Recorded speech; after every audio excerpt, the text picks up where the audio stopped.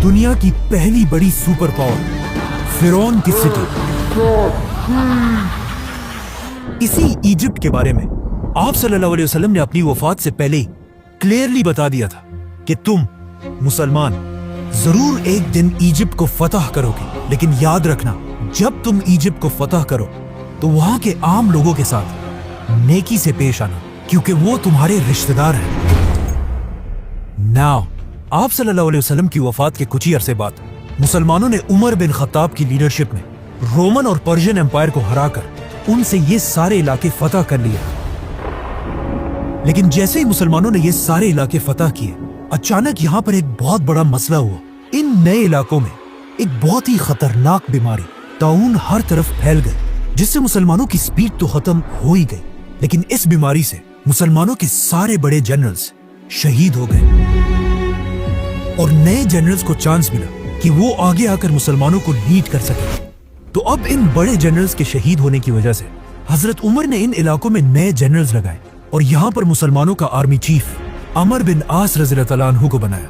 अमर बिन आस के army chief बनने के बाद आहिस्ता आहिस्ता ये बीमारी खत्म हो गई और जब हजरत उमर को मदीना में इसका पता चला तो वो खुद हालात को कंट्रोल करने के लिए मदीना से मुसलमानों की फौज की तरफ गए। लेकिन ऑफ कोर्स जाने से पहले उन्होंने मदीना और पूरे अरब का कंट्रोल हजरत अली रज़ियल्लाहु ताला अन्हु के हवाले किया। मतलब ऑफ कोर्स अगर हजरत उमर को इस सफर में कुछ हो जाता तो ऑटोमेटिकली हजरत अली रज़ियल्लाहु ताला अन्हु इस पूरी एम्पायर के नए खलीफा बन जाते। जैसे ही हजरत उमर सीरिया पहुंचे, वहां उनकी मुलाकात नए आर्मी चीफ अमर बिन आस से हुई और उन्होंने खलीफा उमर के सामने एक नया जबरदस्त प्लान रखा कि अब हमें रुकने के बजाय एक नई दुनिया की तरफ जाना चाहिए, इजिप्ट। पर वही इजिप्ट ही क्यों?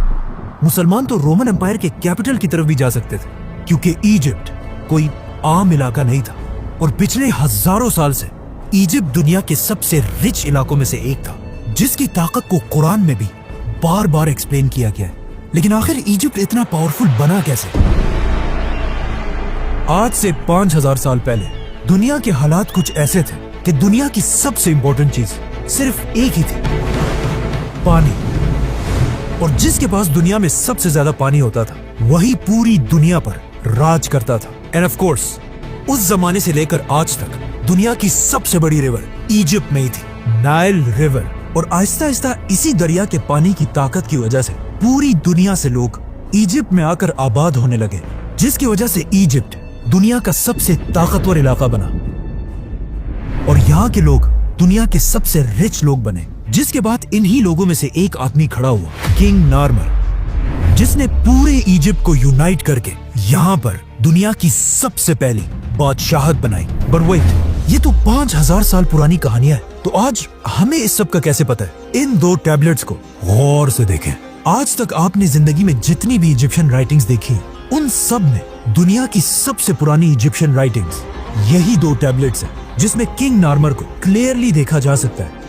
आहिस्ता आहिस्ता यही इजिप्शियन एम्पायर ताकतवर होती गई और अगले 1000 साल तक इजिप्ट ही पूरी दुनिया पर राज करता रहा। 1000 साल तक दुनिया की सुपर पावर रहने के बाद अब इजिप्शियन फिरौनों को ये बात कंफर्म हो चुकी थी कि उनसे बड़ा इस पूरे यूनिवर्स में कोई भी नहीं है। जिसके बाद पहली बार उन्होंने एक ऐसा दावा किया जो उनसे पहले किसी ने नहीं किया था। इजिप्ट के फिरौन ने अपने आप को बादशाह नहीं बल्कि खुदा कहा और इन फिरौनों ने इजिप्ट में एक ऐसा रिलीजन बनाया कि फिरौन तो दुनिया में एक खुदा है, लेकिन तुम अवाम सिर्फ और सिर्फ तभी जन्नत जा सकते हो जब तक तुम अपने खुदा फिरौन के गुलाम रहो, ताकि कभी भी इजिप्ट के लोग फिरौन के खिलाफ बगावत ना कर सके। तो अब पूरा इजिप्ट फिरौनों की इबादत करने लगा।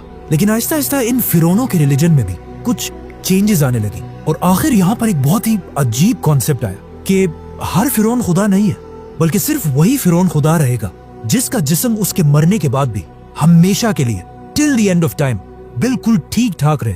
तो अब इन फिरौनों की आपस में एक रेस स्टार्ट हुई कि कौन अपने जिस्म को हमेशा के लिए सेफ रख सकता है।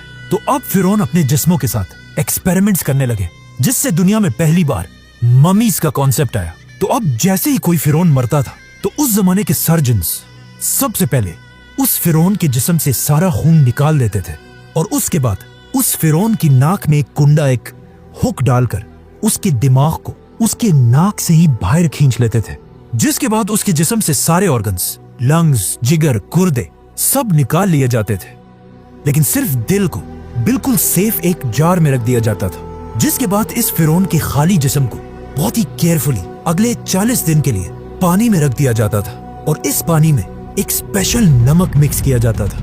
40 دن کے بعد فرعون کو نکال کر اس کے خالی جسم کو ریت سے بھر دیا جاتا تھا تاکہ وہ ہمیشہ کے لیے اپنے صحیح شیپ میں رہے، اور پھر فائنلی فرعون کے جسم پر تیل اور ہنی لگا کر اس کے جسم پر ہمیشہ کے لیے وائٹ پٹیاں باندھی جاتی تھی، اور پھر اسے ایک بہت ہی مہنگے تابوت میں بند کر دیا جاتا تھا۔ اس تابوت میں فرعون کے جسم کے ساتھ ساتھ کھانے پینے کی چیزیں، بہت سارا سونا، اور موسٹ امپورٹنٹلی اس کا دل اس کے ساتھ دفنا دیا جاتا تھا۔ آہستہ آہستہ مرنے کے بعد ہر فرعون اپنی ممی بنانے لگا، اور یہ بالکل ایک عام سی بات بن گئی۔ تو اب مرنے کے بعد خدا بننے کی یہ ریس ممی سے بھی آگے نکل گئی، اور آنے والے نئے فرعون صرف ممیز ہی نہیں بلکہ اپنے ممیز کے اوپر بڑی بڑی بلڈنگز بنانے لگے، جو پہلے تو صرف نارمل بلڈنگز اور ٹیمپلز تھے، لیکن آہستہ آہستہ یہ بلڈنگز بڑی ہوتی گئی، اور اس طرح دنیا میں پہلی بار پیرامڈز کا کانسیپٹ آیا۔ تو اب جو بھی فرعون مرتا تھا وہ اپنی ممیز پر ایک سے بڑھ کر ایک بڑے بڑے پیرامڈز بنانے لگے، اور ہر فرعون یہ چاہتا تھا کہ اس کا پیرامڈ پچھلے فرعون سے بھی بڑا پیرامڈ ہو، اور آہستہ آہستہ یہ پیرامڈز اتنے بڑے ہو گئے کہ آخر ایک فرعون خوفو نے آج سے 4500 سال پہلے دنیا کا سب سے بڑا پیرامڈ بنایا، The Great Pyramid of Giza۔ جب یہ پیرامڈ بنایا گیا، یہ اس زمانے میں دنیا کی سب سے بڑی بلڈنگ تھی، اور اگلے 3500 سال تک دنیا کی سب سے بڑی بلڈنگ کا ٹائٹل اسی پیرامڈ کے پاس تھا۔ لیکن 3500 سال بعد آخر اس پیرامڈ کا ریکارڈ لندن کے اس چرچ نے توڑ دیا، لیکن یہ چرچ بھی زیادہ عرصہ اپنی جگہ پر کھڑا نہیں رہ سکا، اور اس کے گرتے ہی پیرامڈ دوبارہ دنیا کی سب سے بڑی بلڈنگ بنی۔ لیکن آنے والے وقتوں میں آئیفل ٹاور اور باقی بلڈنگز نے پیرامڈز کا یہ ریکارڈ توڑ دیا۔ آج دنیا کی سب سے بڑی بلڈنگ برج الخلیفہ ہے، we all know that، جس کی ہائٹ تو سب سے زیادہ ہے، لیکن وزن کے حساب سے اگر 12 برج خلیفہ کو ملا لیا جائے تب بھی یہ ایک پیرامڈ زیادہ بھاری ہے۔ مطلب یہ پیرامڈ اتنا بڑا ہے کہ اس پیرامڈ کے اندر 2000 بڑی بڑی ٹرکس آسانی سے پارک کی جا سکتی ہیں۔ ناؤ سارے فرعون یہ پیرامڈز تو بنا ہی رہے تھے، لیکن ان پیرامڈز کو بناتے ہوئے انہیں اس بات کا پتہ نہیں چلا کہ ان کو بنانے کے لیے بہت زیادہ پیسہ خرچ ہوتا تھا۔ اسی لیے یہ پیرامڈ آج دنیا کا سب سے بڑا پیرامڈ ہے، اور اس پیرامڈ کے بعد آنے والے پیرامڈز کا سائز آہستہ آہستہ چھوٹا ہونے لگا، اور صرف پیرامڈز ہی نہیں بلکہ ان پیرامڈز کی وجہ سے پوری ایجپٹ کی اکانومی بھی کمزور ہونے لگی، اور ہزاروں سال میں پہلی دفعہ ایسا لگ رہا تھا کہ فائنلی ایجپٹ اپنے سپر پاور ہونے کا ٹائٹل کھو دے گا۔ جیسے ایجپٹ کی اکانومی بہت ہی کمزور ہوئی، یہ ایگزیکٹلی وہی ٹائم تھا جب مصر کے بازار میں ایک چھوٹا سا بچہ غلام بنا کر بیچا جا رہا تھا، لیکن یہ بچہ باقی سارے بچوں سے بالکل ڈیفرنٹ تھا۔ مطلب اس جیسا خوبصورت وہاں کوئی بھی نہیں تھا، جس کی وجہ سے اس بچے کو مصر کے ایک بہت ہی پاورفل منسٹر نے اڈاپٹ کر لیا، اور پھر آگے جا کر یہی غلام بچہ یوسف علیہ السلام پورے ایجپٹ کا پرائم منسٹر بنا۔ یوسف علیہ السلام نے بادشاہ کے ساتھ مل کر ایجپٹ کی پوری اکانومی کو کنٹرول کیا، اور وہ ایجپٹ جو اس سے پہلے بالکل ٹوٹنے والا تھا دوبارہ اسے ایک سپر پاور بنایا۔ لیکن ان کی وفات کے بعد یوسف علیہ السلام اور ان کے بھائیوں کی اولاد بنی اسرائیل یہی ایجپٹ میں رہنے لگے، اور کچھ ہی عرصے میں ایجپٹ کے سب سے پاورفل لوگ بن گئے۔ لیکن جیسے ہی بنی اسرائیل اپنی طاقت کی پیک تک پہنچے، اچانک ایجپٹ میں دو بڑی طاقتوں کے درمیان ایک بہت بڑی جنگ شروع ہوئی، جس میں ایک نئے فرعون نے آ کر پرانے خاندان کو ختم کر دیا اور ایجپٹ میں ایک نئی بادشاہت بنائی۔ اس نئے فرعون نے ایجپٹ کے پرانے سارے رولز کو توڑ کر ایک نیا نظام بنایا، جس میں سب سے امپورٹنٹ رول یہ تھا کہ آج کے بعد باہر سے آئے ہوئے لوگوں کو ایجپٹ میں بالکل بھی برداشت نہیں کیا جائے گا۔ جس کے بعد آف کورس بنی اسرائیل پر ایجپٹ میں بہت سخت ظلم کیا جانے لگا، جس طرح آج بھی امریکہ کے نئے صدر ڈونلڈ ٹرمپ نے آتے I will declare a national emergency at our southern border. بالکل اسی طرح امریکہ سے امیگرینٹس کو نکالنے کا پلان بنایا ہے۔ اب ایجپٹ کے سارے بنی اسرائیل کو نئے فرعون نے آتے ہی بنی اسرائیل کے سارے کاروبار بند کر دیے اور انہیں اپنا غلام بنا دیا، اور اسی طرح اگلے 400 سال تک بنی اسرائیل ایجپٹ کے لوگوں کے غلام رہے۔ لیکن ان 400 سالوں میں بنی اسرائیل کے دلوں میں صرف ایک ہی امید تھی کہ ایک دن ضرور ان کا ایک پیغمبر آئے گا جو انہیں اس سخت غلامی سے نکال کر آزاد کر دے گا، اور ایگزیکٹلی ایسا ہی ہوا۔ 400 سال بعد اچانک ایک دن فرعون کے پاس ایک نجومی آیا और उसने आकर फिरौन को बताया कि बहुत जल्द इजिप्ट की जमीन पर एक बच्चा पैदा होगा जिसका ताल्लुक बनी इसराइल के खानदान से होगा, जो तुम फिरौनों की इस 3000 साल की एम्पायर को खत्म कर देगा।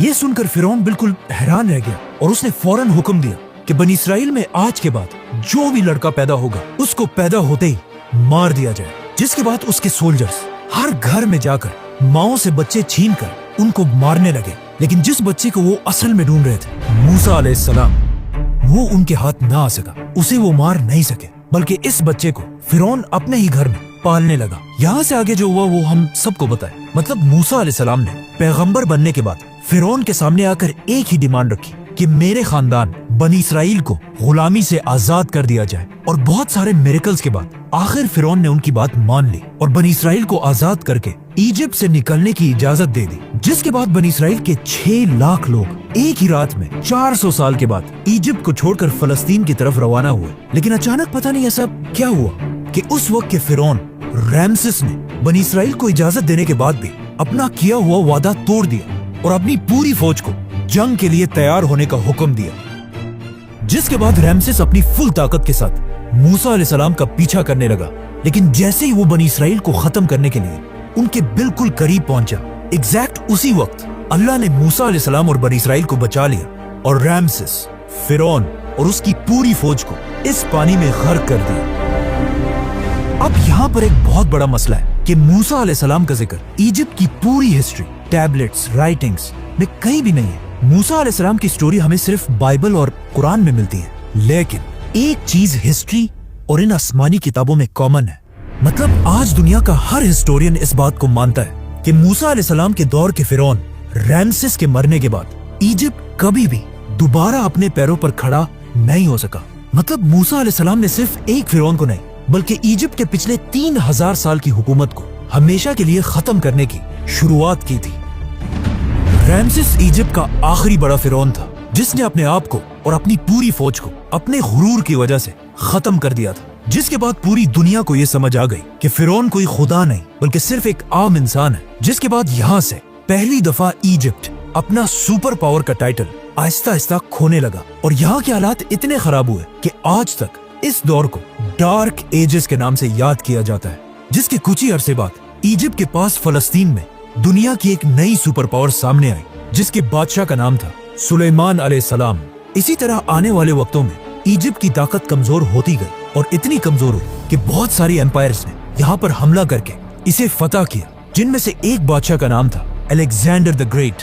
लेकिन अलेक्जेंडर द ग्रेट की एम्पायर के बाद फाइनली एक नई super power the great Roman Empire ने आखिर इजिप्ट को फुल ताकत के साथ फतह किया और अगले 600 साल तक रोमन एम्पायर ही इजिप्ट पर राज करती रही और कोई भी उनसे इजिप्ट छीन नहीं सका। लेकिन अब फाइनली 600 साल के बाद रसूलुल्लाह सल्लल्लाहु अलैहि वसल्लम की हदीस के पूरे होने का टाइम आ चुका था और मुसलमान उमर बिन खत्ताब की खिलाफत में रोमन एम्पायर से इजिप्ट छीनने के लिए उसके दरवाजे पर खड़े थे। सब्सक्राइब।